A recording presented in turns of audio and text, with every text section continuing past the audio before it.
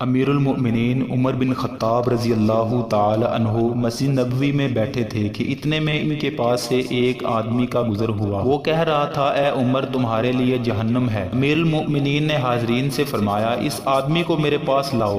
جب وہ آیا تو آپ نے پوچھا، تم نے یہ بات کیوں کہی ہے؟ وہ کہنے لگا، آپ اپنے حکام کو مقرر کرتے ہیں مگر ان سے شرائط قبول تو کروا لیتے ہیں، لیکن ان کا محاسبہ نہیں کرتے کہ جو انہوں نے شرائط پوری کی ہیں کہ نہیں۔ امیر المؤمنین رضی اللہ تعالی عنہ نے پوچھا، بات کیا ہے؟ وہ کہنے لگا، مصر میں جو آپ کا حاکم ہے اس نے آپ کی شرائط کو فراموش کر کے ان باتوں کا ارتکاب کیا ہے جن سے آپ نے منع فرمایا ہے۔ اس طرح اس نے امیر المؤمنین رضی اللہ تعالی عنہ کو مصر کے حاکم کی خلاف ورزیوں کے متعلق بہت کچھ بتایا۔ یہ شکایات سننے کے بعد امیر المؤمنین نے قبیلہ انصار کے 2 آدمیوں کو بغرض تفتیش مصر روانہ کر دیا اور ان سے فرمایا، تم دونوں مصر جاؤ اور حاکم کے متعلق وہاں کے لوگوں سے پوچھ گچھ کرو۔ اگر اس آدمی نے مجھے غلط رپورٹ دی ہے تو آگاہ کرنا، اگر اس کی رپورٹ صحیح ہے اور حاکم واقعی اپنی ذمہ داریوں میں کوتاہی کرتا ہے تو وقت ضائع کیے بغیر اس کو لے کر میری خدمت میں پہنچو۔ دونوں انصاری امیر المؤمنین کے حکم کی تعمیل میں مصر روانہ ہوئے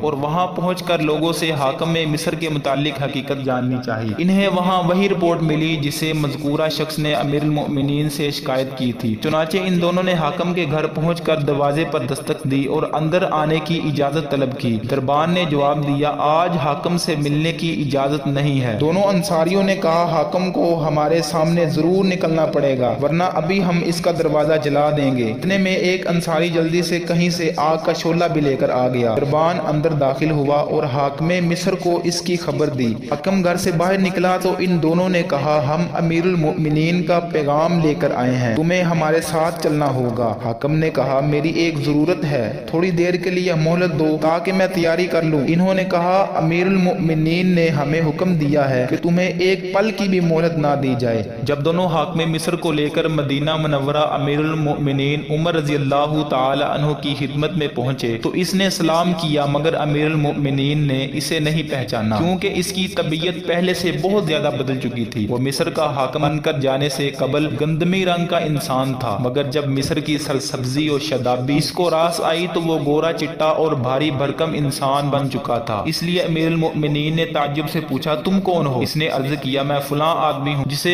آپ نے مصر کا حاکم مقرر کیا تھا۔ امیر المؤمنین نے فرمایا، تیرا ناس ہو، جس بات سے تجھے منع کیا گیا تھا اس کو تو نے گلے لگا لیا مگر جس بات کا حکم دیا گیا تھا اس کو فراموش کر بیٹھا۔ اللہ کی قسم میں تجھے ضرور عبرتناک سزا دوں گا۔ پھر امیر المؤمنین نے اون کا ایک پھٹا ہوا لباس اور ایک لاٹھی اور صدقے میں آئی ہوئی 300 بکریاں منگوائیں اور اس حاکم سے فرمایا، یہ لباس زیب تن کرو، میں نے تمہارے باپ کو اس سے بھی گھٹیا لباس پہنے ہوئے دیکھا تھا۔ یہ لاٹھی اٹھاؤ جو تمہارے باپ کی لاٹھی سے کہیں بہتر ہے، فلاں چراگاہ میں جا کر ان بکریوں کو چراؤ۔ اس وقت سخت گرمی کا زمانہ تھا۔ امیر المؤمنین نے مزید فرمایا، تم راہ گزرنے والوں کو ان بکریوں کا دودھ پینے سے مت روکو، صرف عمر کے گھرانے والوں کو روکنا، کیونکہ مجھے نہیں معلوم کہ عمر کے گھرانے والوں نے کبھی صدقے کی بکریوں کے دودھ یا گوشت میں سے کچھ استعمال کیا ہو۔ جب حاکم مصر واپس ہوا تو امیر المؤمنین نے اسے بلایا اور پوچھا، جو کچھ میں نے تم سے کہا سمجھے یا نہیں؟ وہ فوراً زمین پر گر گیا اور کہنے لگا، اے امیر المؤمنین، یہ کام مجھ سے نہیں ہو سکتا، چاہے آپ میری گردن اڑا دیں۔